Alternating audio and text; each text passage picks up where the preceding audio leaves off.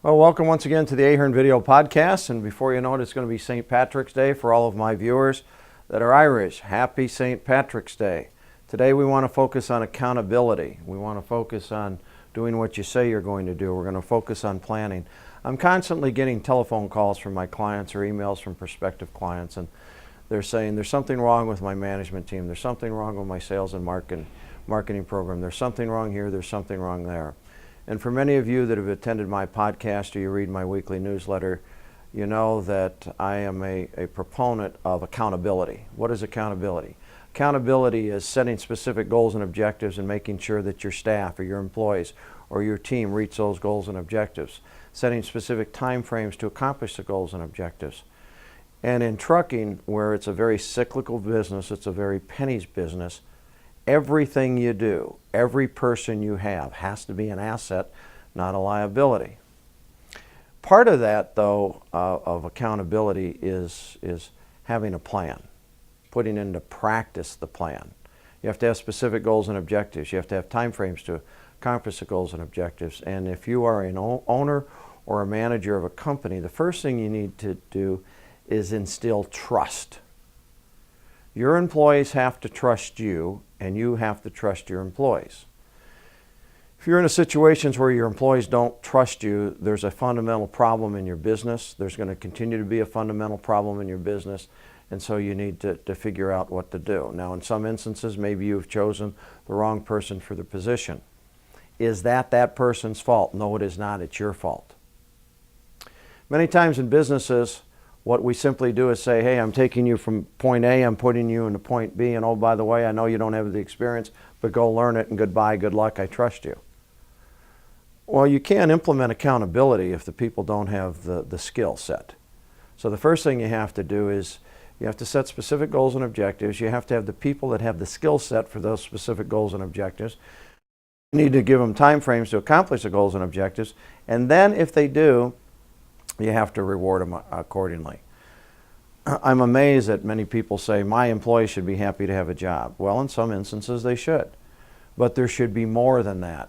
Your employees have to want to come to work every day. Your employees have to have some enthusiasm. And I want to step back for a minute, because enthusiasm, whether it's in sales and marketing, whether it's in management, whether it's in dispatch, whether it's in operations, really makes the difference between companies that are successful and companies that are failing. Think about this. If you walk in every morning and you say to George, how are you doing? Oh, I didn't get 30 trucks out. Oh, my wife left me. Oh, my pickup truck broke.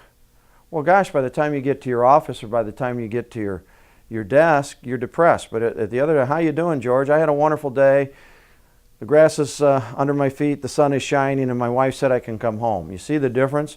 Taking the same individual, but the enthusiasm level is permeated, and when that enthusiasm level permeates, what does that do? It supercharges your people, it supercharges the management team, and you get goals and objectives accomplished. There's a writer by the name of Harvey Mackay, and he wrote an article, and he focused on a couple of things, and I want to read it, but he said trust, decisiveness, and competition. And he said those are key factors in developing a company. Those are key factors. But if you look at competition, if you want to stay ahead of the curve, if you want to make sure that you're a success and not a statistic, then you always have to know what your competition's doing. You always have to be ahead of your competition. You always have to have something creative that makes you different. At the same time, you have to be competitive. By competitive, I don't mean aggressive and beat the guy to death. But you have to be competitive. You have to look at the market. You have to learn how to access the market. You have to learn how to embrace change.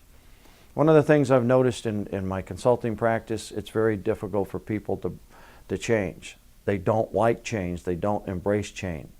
But think about this. Who would have thought 25 years ago that cell phones and smartphones would rule the world?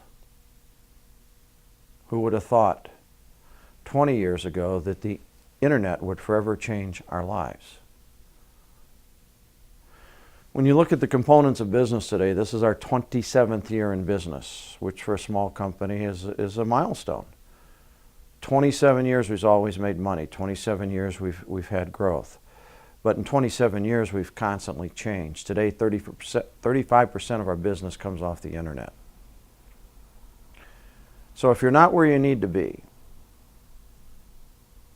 or you're where you think you want to be, but you don't have a plan to get to that next level, now's the time to set the stage to change the financial destiny of your business. So in closing, what I'd like to say is if you're not where you need to be, you need to challenge your people. If you're not where you need to be, you need to challenge yourself. If you're comfortable where you're at, you need to get outside that comfort zone, because you can't keep doing the same things you do every day and expect that it's going to have the same results. In my sales staff, I keep getting them out of their comfort zone. I keep moving them into a different direction. And it is uncomfortable for them, but at the end of the day, they become more productive. They become more confident in themselves. Because good employees really want to have direction. Good employees obviously have to have compensation tied not just to a salary, but for results. And so until next time, thank you for attending the podcast.